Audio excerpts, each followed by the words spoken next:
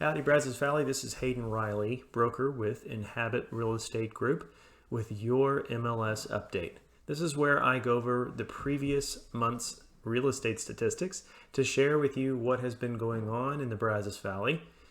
And keep in mind, this information is general information provided by the Texas Association of Realtors, by the Bryan College Station MLS, and by the Texas Real Estate Center. It is general information for the entire area. If you'd like to know how this applies specifically to you, please feel free to reach out to me at haydenriley.com or on Facebook at Hayden Riley Realtor. Without any further ado, why don't we go ahead and get started? It is July 2022. Yes, you're hearing that correctly. I did skip May.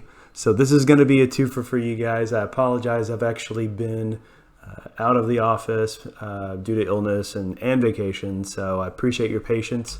And how about we just go ahead and get started? So as usual, we're looking at the average days on market for active listings.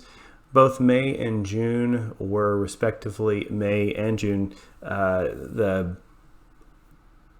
record-setting months, at least in my mind, just because since I've been doing this, I have never seen average days on market in the 60s anyway.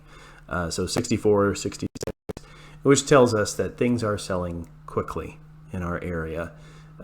So for all the gloom and doom that might be out there, people saying that the market's going to turn down and that kind of stuff, it may, but it would take a lot to put that average back up in the 120-day range, which is where it's more balanced, where there is no advantage between buyer and seller, or at least we're getting into that area. So still very much a seller's market according to that statistic. Let's take a look at the units sold. So we're looking at the red line again, 418 units sold in May and 475 in June.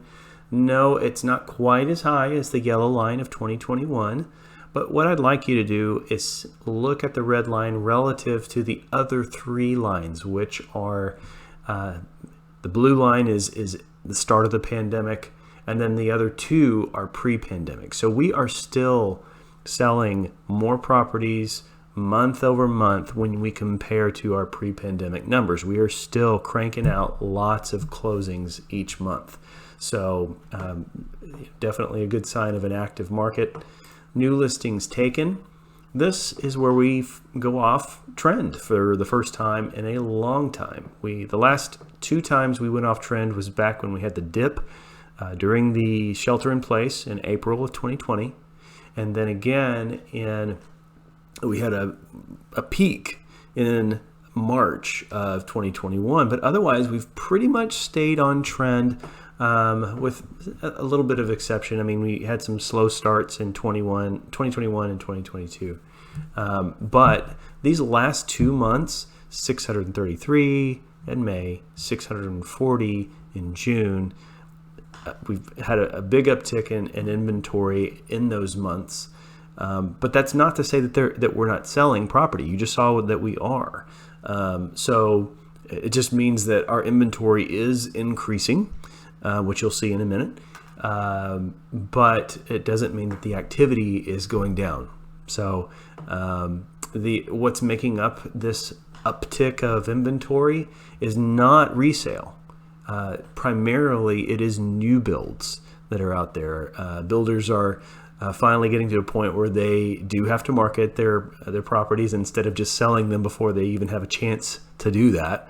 We're just not as feverish as we used to be earlier this year and into last year. But that's not to say that we're not in a seller's market. So do keep that in mind. Now we're looking at just the two cities, Bryan and College Station. Our median price point is at $285,000, which is up 14% compared to last year. Active listings are up 60%.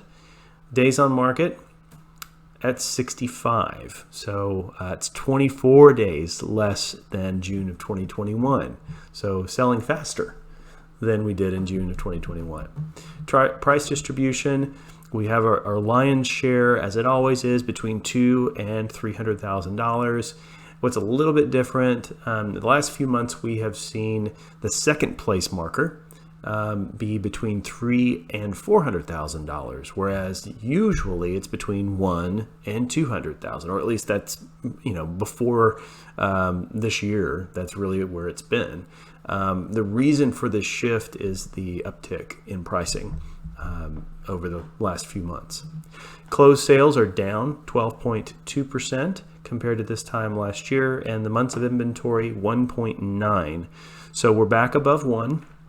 However, let's remember that a line of demarcation of a balanced market is 6 months in this statistic. So we are well below that, which means that we are definitely in a seller's market. It's another indication of being in a seller's market.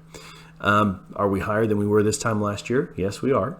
What does 1.9 months of inventory mean? It just means that if we didn't add any new inventory and just sold the same number of properties that we did for the month of June, how many months would it take us to do away with all of our listings?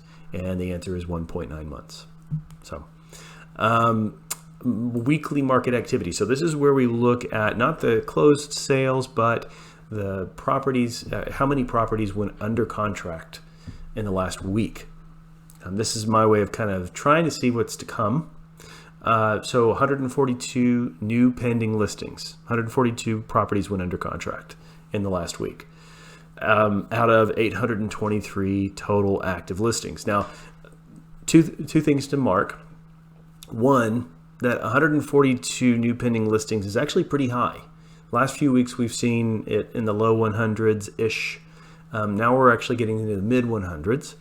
But that number has stayed fairly consistent, at least above 100 for most of the weeks of this year. So that has not gone down, and therefore the activity has not gone down. It's just the percentage has gone down because the total number of the amount of inventory has gone up.